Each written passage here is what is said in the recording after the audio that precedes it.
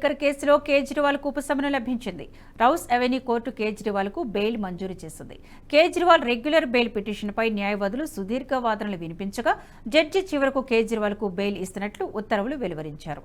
1,00,000 పూచీకత్తుతో కేజ్రీవాల్కు బెయిల్ మంజూరు చేసినట్లు కోర్టు తీర్పునిచ్చింది. ఇటీవల లోక్సభ ఎన్నికల సందర్భంగా 15 రోజుల మధ్యంతర బెయిల్ను సుప్రీంకోర్టు మంజూరు చేసింది.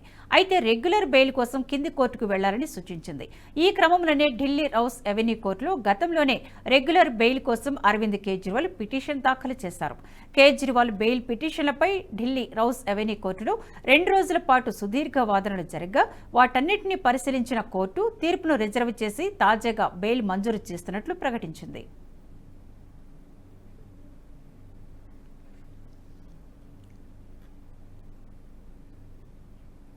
కేజ్రీవాల్ బెయిల్ పిటిషన్పై వాదనల సందర్భంగా ఈడీ అధికారులు ఆయనపై సంచలన ఆరోపణలు చేశారు.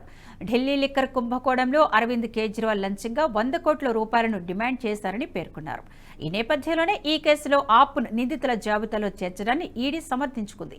ఆప్కు నిధుల కోసం 100 కోట్లు ఇవ్వాలని అరవింద్ కేజ్రీవాల్ లంచం కింద సౌత్ గ్రూప్ను డిమాండ్ చేశారని ఈడీ ఆరోపించింది. అయితే ఆ ఆరోపణలను కేజ్రీవాల్ తరపు న్యాయవాదులు ఖండించారు. ఈ వీడియో మీకు నచ్చినట్టయితే లైక్ చేయండి, 10 మందికి షేర్ చేయండి. అలాగే కామెంట్ల రూపంలో మీ అభిప్రాయాలను మాతో పంచుకోండి. Nationalist hub group of channels ను సబ్స్క్రైబ్ చేసుకుని తెలుగునాట జాతీయవాద జర్నలిజాన్ని ప్రోత్సహించండి. ఈ వీడియో కింద ఉన్న బెల్ ఐకాన్ పై క్లిక్ చేయడం మర్చిపోవద్దు.